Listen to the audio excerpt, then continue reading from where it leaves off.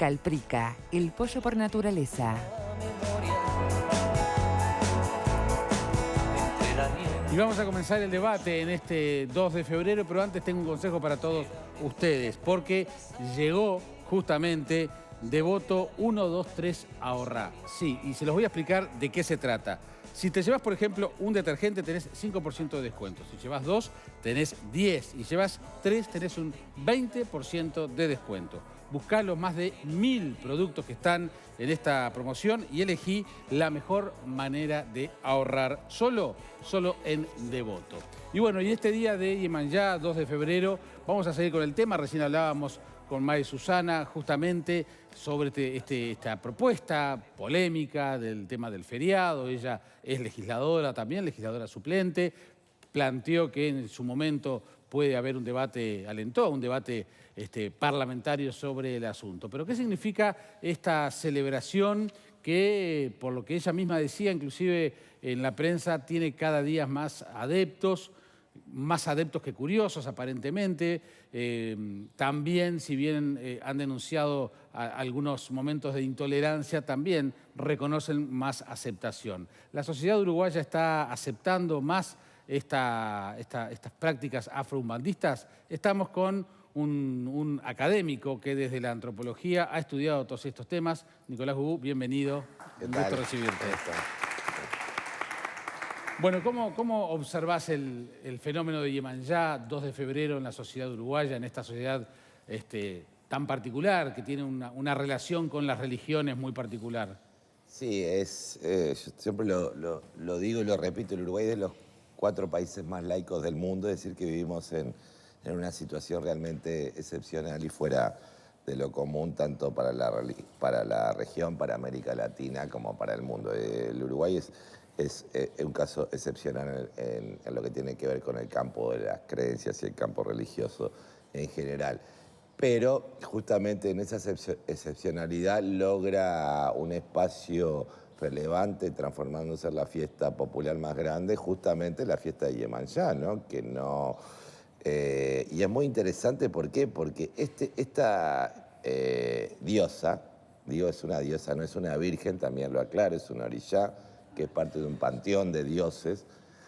Cuando se le dice Estela Mar y la Virgen del Mar, o en fin, otras nominaciones en países del Caribe o de América, en realidad eso tuvo que ver con la necesidad de los esclavos y los primeros libertos de esconder, ¿sí?, sus creencias por la persecución generalizada que había, y bueno, el estigma que, pese a que ha mejorado un poco la situación en Uruguay, sigue existiendo. La gente tiene una mala visión, dice los macumberos, bueno, en fin, toda esa cantidad hacen mal y bueno, todas esas cuestiones.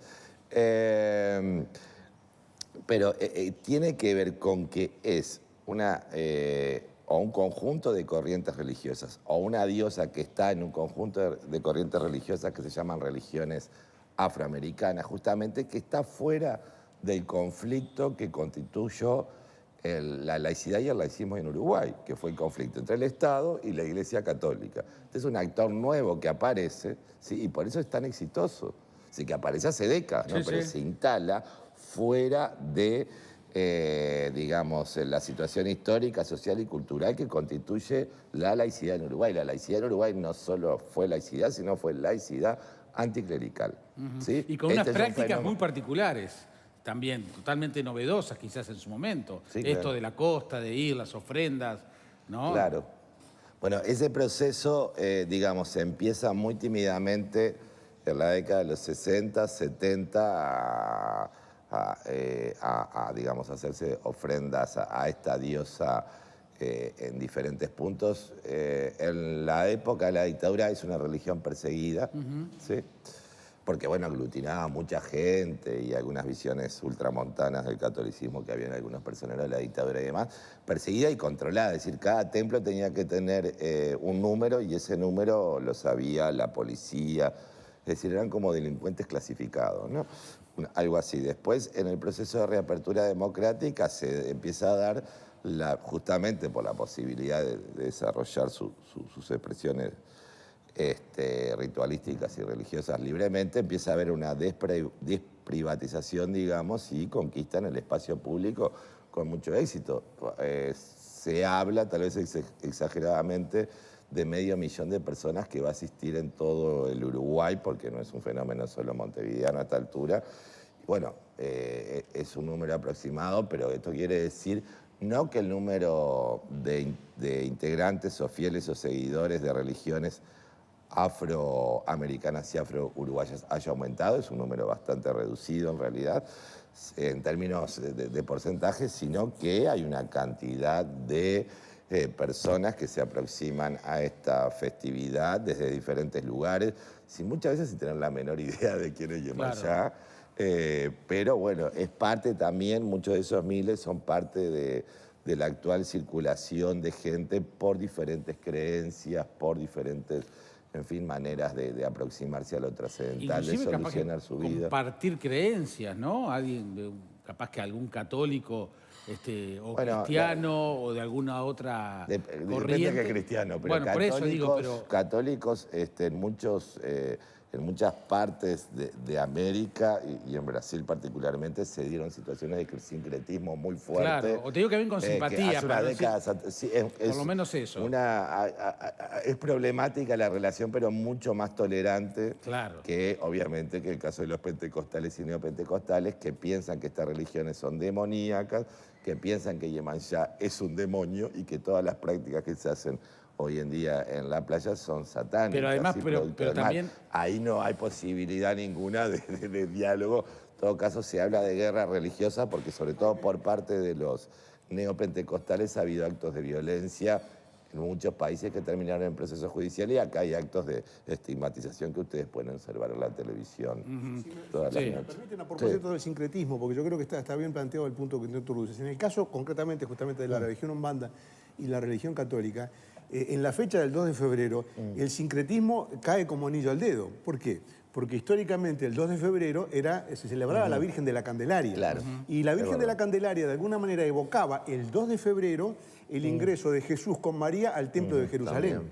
Y la Candelaria, la luz, la candela, de alguna manera era la luz que iluminaba, la luz de la sabiduría que iluminaba. Por lo tanto, en el caso de Yemayá, es muy probable justamente que los promotores de la religión umbanda hayan usado, digamos, esa festividad, que en su momento era muy fuerte, la festividad de la Virgen de la Candelaria. En Uruguay quizás se fue apagando, pero en México, por ejemplo, la Virgen de la Candelaria es una festividad popular enorme. Y no es casual que en esa fecha converjan, digamos, la Virgen de la Candelaria y el día de Yemayá. Sí, déjame, Alejandro, simplemente recordarles que no mencioné expresamente la pregunta, pese a que está ya saliendo en pantalla, a raíz de lo que hablábamos con Mae Susana, y también vamos a plantear justamente en función de lo que es la religión umbanda hoy, si está de acuerdo con que las religiones tengan su fecha, tengan su feriado, ¿no? Sí o no a estos feriados religiosos, porque, como quedó dicho, de alguna manera, si se aceptara esta propuesta, que va a tener una larga discusión sin lugar a dudas, también supone el que sean, y lo dijo la propia Mae Susana, que otras religiones sean las que pidan, y ella dice, como legisladora, y está bien que lo hagan, que ese es otro tema que te quiero plantear en algún momento, Nicolás. Sí.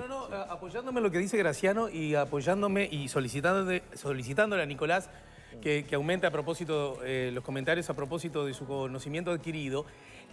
Si nosotros nos ponemos a revisar la historia de las religiones, es la historia de suma de cosas. Claro. Bueno, justamente uno de los argumentos de la diputada Andrade es que ya tenemos el 25 de diciembre. El 25 de diciembre en realidad también es una fecha que el catolicismo, el cristianismo entendió oportuno asimilar al nacimiento de Jesús cuando no fue esa fecha, sino que ya estaba instalado de una perspectiva más pagana como una fecha, llamémosle, como lo dice mi amigo Mario Cayota, hombre de fe.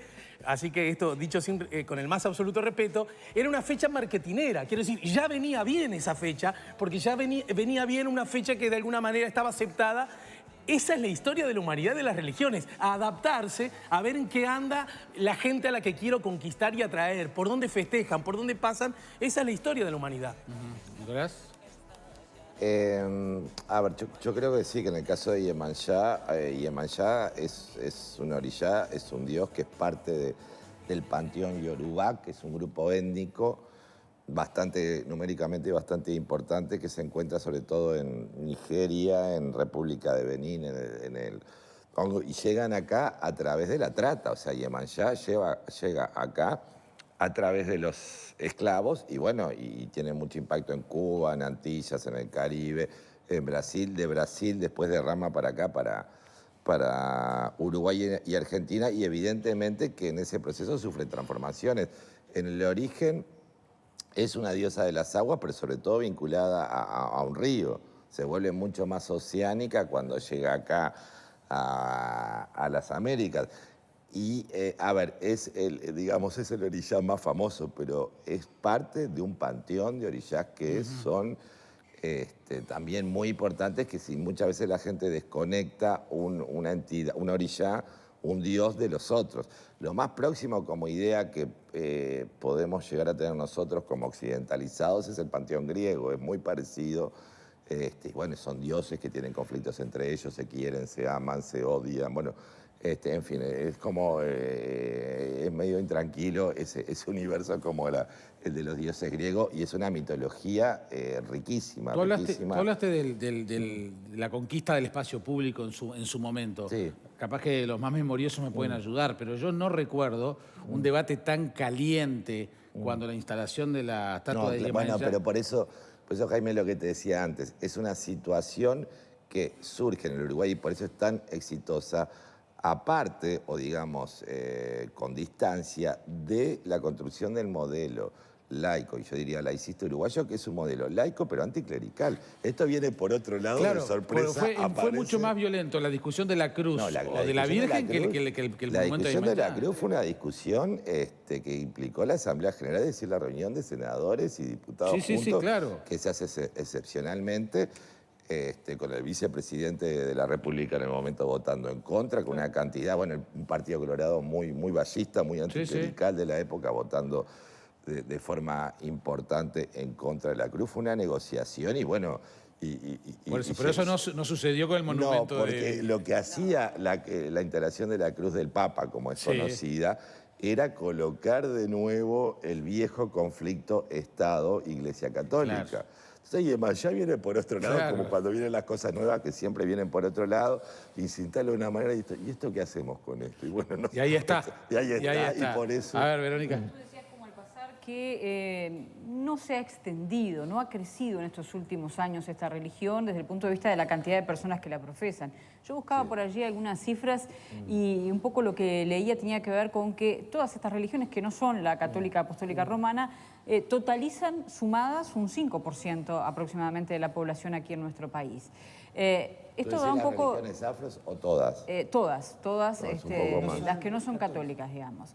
Esto daría que, de algún modo, lo que sí tiene es una especie de atractivo que hasta se mezcla con la cuestión turística. ¿Qué ha pasado un poco No, a ver, en realidad es bastante más que el 5% los que no se que clasifican en católicos. Sí, la Iglesia Católica sigue siendo, obviamente, en términos numéricos, la más importante. Creo que cuando digo números de practicantes son las personas que le dicen al encuestador que son umbandistas o quimbandistas o batuqueras o candombleceras, que esa es otra cuestión que quería aclararles. Ustedes hablan de umbanda, pero la umbanda es una religión relativamente reciente que fue inventada en América, ¿sí? Como parte de ese proceso justamente de constitución de nuevas religiones, es a partir del cruce de matrices africanas e indígenas. Pero en realidad cuando hablamos de la fiesta de Iemanjá, estamos hablando de una cantidad de religiones. Es como si dijéramos el cristianismo, ¿no? Entonces en el cristianismo usted tiene protestantes, pentecostales, católicos, bueno, en fin, una cantidad de gente. Acá también es lo mismo, ustedes tienen muchísimas corrientes, santería cubana, vaudú haitiano, candomblé, batuque, umbanda, quimbanda, y varias de esas están...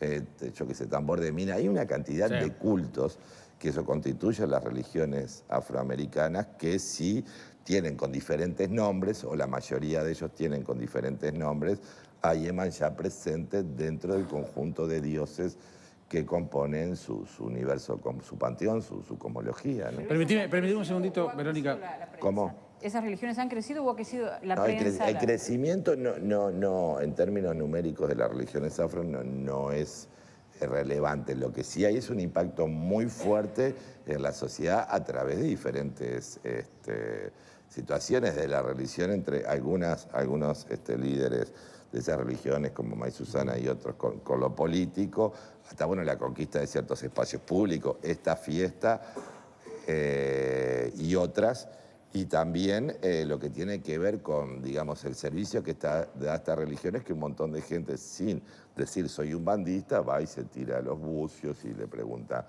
cómo le va a ir al hijo en el examen, o hace un trabajo para casarse o cosas así, ¿no? Justamente. Ese es otro espacio de influencia. Que justamente para conocer un poco más vamos a ir a nuestro móvil. Diego Travieso, ¿dónde estás? Hola Jaime, ¿qué tal? Bueno, estamos aquí en la Playa Ramírez, efectivamente, casi cerca, enfrente del Teatro de Verano de nuestra capital. Estamos ubicados en la arena misma y acá estamos con el Pai Ángel Carlos de Yangó, quien está aquí, bueno, en definitiva con su gente, haciendo la celebración de Iemanjá.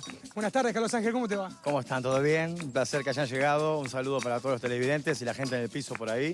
Un placer compartir y abrir las puertas de nuestra cultura a todos los televidentes y mucha gente que también a la playa se acerca, porque es una fecha pública de nuestra cultura, de nuestra comunidad, que es lindo que la gente se acerque y conocer un poquito más, desmitificar un poco muchos cucos y miedos que existen y que no son tan así. ¿Cómo cuáles, por ejemplo? Y por ejemplo, aquello que se dice que somos secta, somos comunidad. Bajo ningún concepto podemos ser denominados como secta cuando hay un libre camino, un libre albedrío. Quien llega a una casa de santo llega necesitando, llega después de haber consultado a un médico, llega después de haber estado internado a buscar una solución, una ayuda y aferrarse en la vida a algo. Y la verdad que la respuesta está en la costa, desde el cerro hasta Rocha, llena de gente, muchos feligreses y muchos religiosos ofrendando con respeto, cariño y devoción hacia nuestra santa. Es una celebración que involucra a mucha gente, se esperan quizás un medio millar de personas por lo que dicen. Exacto, sí. Si te pones a contar creo que hasta más. Es impresionante. Entre adeptos, religiosos activos y entre muchos que por ahí no conocen, hasta turistas, vamos a entendernos que muchos turistas que esto lo entienden de una forma, es impresionante. Mucha gente, ayer de noche, inclusive en medianoche, ya había muchos religiosos haciendo ofrendas. En estos religiosos estamos todos, Doña María, Don José, con una humilde velita, es lo que importa. No hay que hacer grandes celebraciones en cuanto a lo material. Nunca olvidarse de que lo mínimo, el detalle es lo más importante. Jaime, te estamos escuchando desde aquí por si querés preguntar algo.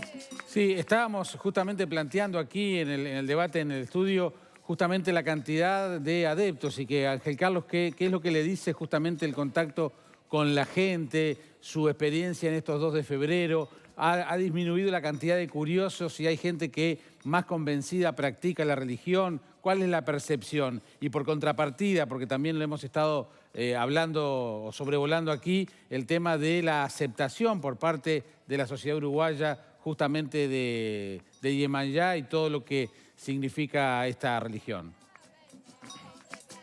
Bien, sí, lo que es Iemanjá es un movimiento cultural que se puede denominar en Uruguay uno de los que mueve más masa. Entendiendo lo que es la costa toda desde las 12 de la noche es impresionante.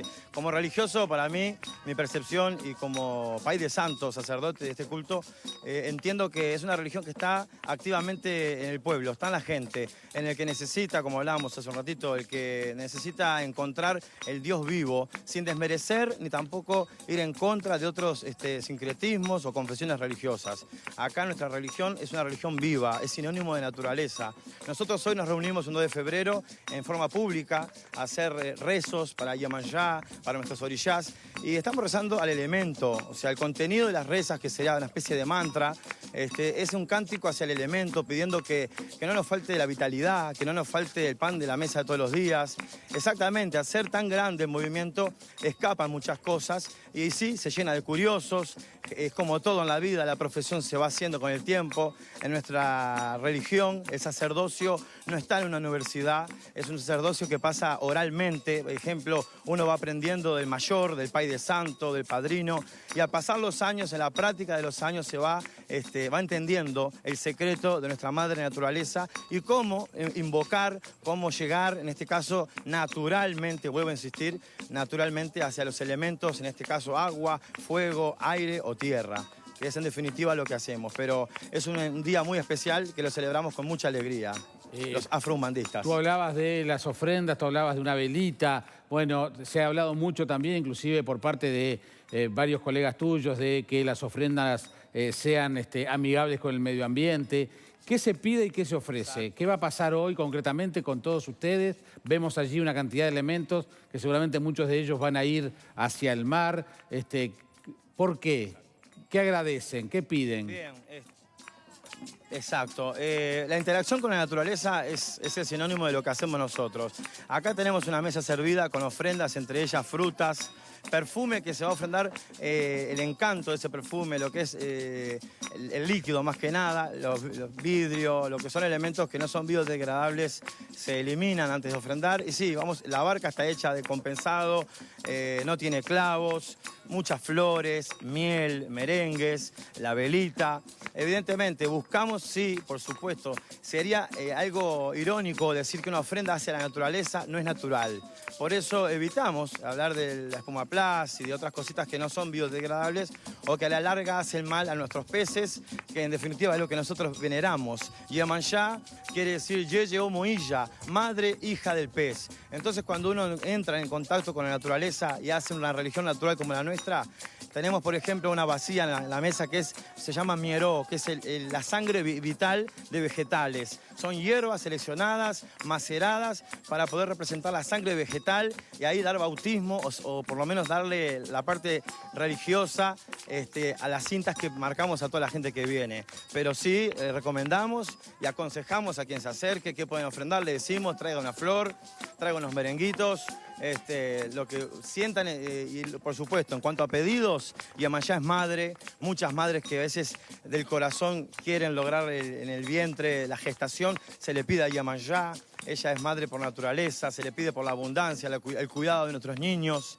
En definitiva, muchas bendiciones que nuestra Madre Tierra nos brinda. Si la cuidamos, vamos a tener mucho más en retorno, ¿no? Y en lo largo de nuestras vidas, porque es por nosotros y por los que vienen atrás. Hay una parte muy crítica también hacia esta religión que tiene que ver, por ejemplo, con los tiradores de cartas, con adivinar el futuro, también acusaciones que tienen que ver, y las has escuchado y le hemos hablado más de una vez también aquí, del tema de los sacrificios de animales. ¿Cuál es la respuesta que dan ustedes a esto?